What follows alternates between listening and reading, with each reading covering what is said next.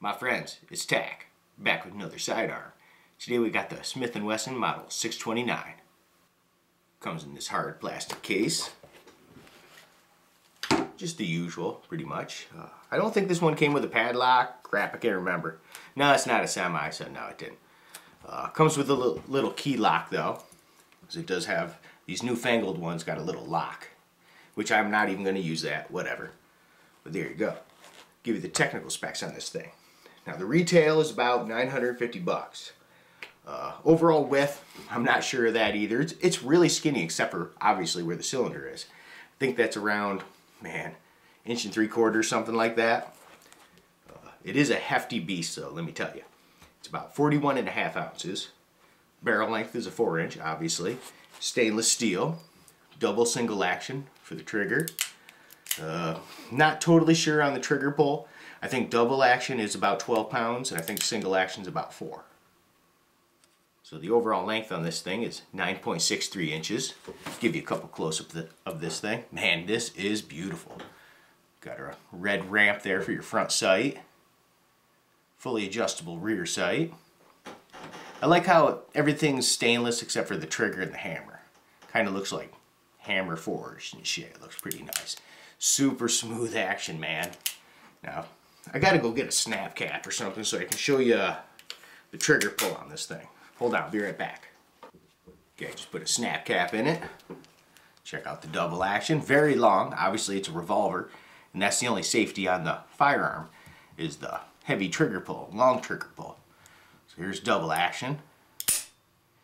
Yeah, it's all of 12 pounds. It feels like it. Let me reset that bullet. See that again? See that? And right about. See, it goes all the way back almost. Now for the single action. Cock it back. Now you can see how much room. Man, look at, there's nothing.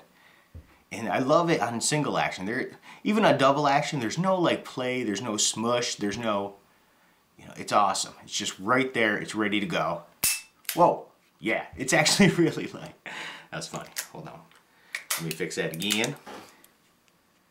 Watch this puppy. It's amazing, man. It's just ever so, wow. It is light. It's nice. It's weird. It's almost like the more I break it in, the more, just trying to do it ever so slightly. Look at that. It barely even moved. And boom, man. Such a high level of fit and finish on this thing. Now, unfortunately, it's still kind of dirty. I didn't totally clean it after I used it. Man, look at this thing. It's exquisite, man. This thing is a work of art. I mean, everything. It's just a beautiful, beautiful sidearm. Okay, check out the difference between these two loads. The first two are going to be factory. The two after that are going to be my hand loads. Now, the hand loads, well, both are only 240 grainers, but check out the difference.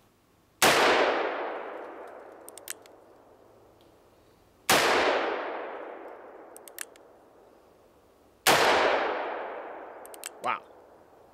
Wow. I actually felt that concussion on my face. Damn. Now to do a couple 3-shot groups.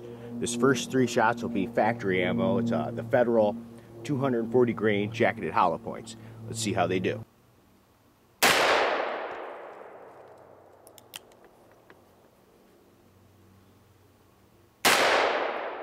Wow. Been shooting a 44. Yay. It kicks like a bucking bronco. Trying to shoot it like one-handed practically. Hey. Now, don't really worry about where the groups are, because it's an adjustable rear sight, and I haven't adjusted it yet. So, as long as the group is good, we can move the sight around. Well, I have to say, that was very pathetic. Now, I've noticed so far everything I've shot has been a little left, so obviously I'm going to have to move that rear sight. But, yeah, that group was terrible. That's probably, God, 3.5-inch group, 15 yards, bench shooting, so that's pathetic. The next load I'm going to try is a Winchester brass H110 powder with a 240 grain silhouette round with the moly coating. Wow. Damn, that's such a frickin' boom. Holy crap. The concussion knocked some shit down up in front of me. Funny. That was a little squirrely. I got to mellow out. Damn. That's one hell of a boom, man. Okay, that was better. I think I pulled that last one. I don't know, man. 44 is a little squirrely, so those were pretty darn good, but still not that great. That's about a 3-inch group, not acceptable. Now this is the same bullet, same everything, but non-moly coating. Let's see how this goes. Make sure we're ready. Let's do this.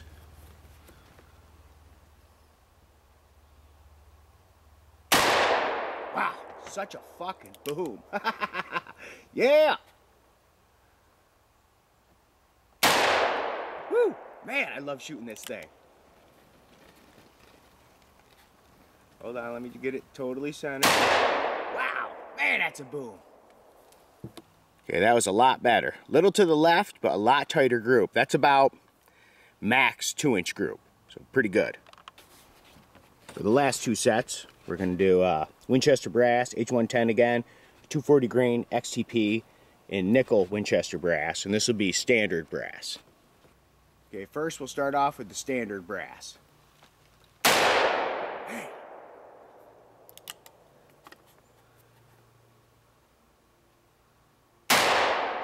Woohoo!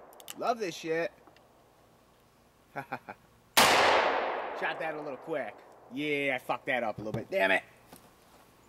Okay, that was about, man, I think I flinched that one right there, but that was about a 2.5-inch group. Now for the nickel brass. Jeez. I love this thing. Woohoo! Oh, that was pretty shitty, huh, guys? Yeah. I gotta slow down, too. Damn. Yeah, that wasn't as good as the regular brass.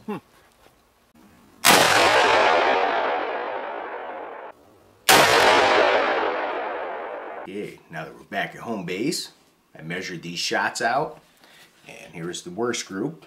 I was close when I was guesstimating. I was a little nice on this one. This was actually a 4-inch frickin' group by those factory rounds, which totally sucked. So, the next best were some of my hand loads. These were some silhouette rounds with the Molly, and that was 3.25-inch group. Then next was some more hand loads. These were the 240 XTPs in the nickel. Whoops, sorry about that. 2.75-inch group. Still not good enough. Not for being that close. That's bull. These are the Winchester with the XTPs. H110. These did a little bit better, and that was a, what did I write? 2.5-inch group. Still not good enough. Nope. Oh, that one was just a crit. That was a screw around one. This was the best one. So the silhouette rounds with the H110 and the Winchester brass. And that was 1.75-inch group. That was acceptable. Now, I know I still need more practice with this because I was flinching a little bit. Man, this thing's a freaking beast. I love it, too. I had so much freaking fun shooting it. And like I said, I used to have one back in the day. It was awesome, flawless. But you don't shoot one for some years, then you go to shoot a 44 again. It's a little bit like, whoa, because you know what's coming. Especially with some hand load. Hand loads is like a totally different animal. And it's pretty impressive. Just the concussion and the sound. Man, I love this thing. Love this. Oh, God, would I recommend it? Come on, of course I would. This thing is awesome. I wouldn't have bought a second one if it wasn't worthy. I had to sell the one back in the day just because I needed money. It was a sad thing, and I always regretted it. So I finally bought another one. And man, I am very happy I did. I know not everybody's into wheel guns, but it's old school cool, man. Freaking love this thing. It's like watch quality. Just watching it function, the fit and finish, how tight and smooth everything is. Oh man, I love you. I do. So yeah, 44, this ain't for everybody. And shooting just a box, you're gonna know it. So I shot a box earlier. But man, yeah, you definitely feel it after you're done. But it's awesome. I would totally want to carry something like this in the deep woods for sure. This or minimum of 10 mil. So there's just my quick little rundown on the Smith & Wesson 629. Thanks as always for hanging out with your brother Tack. And until the next time we meet.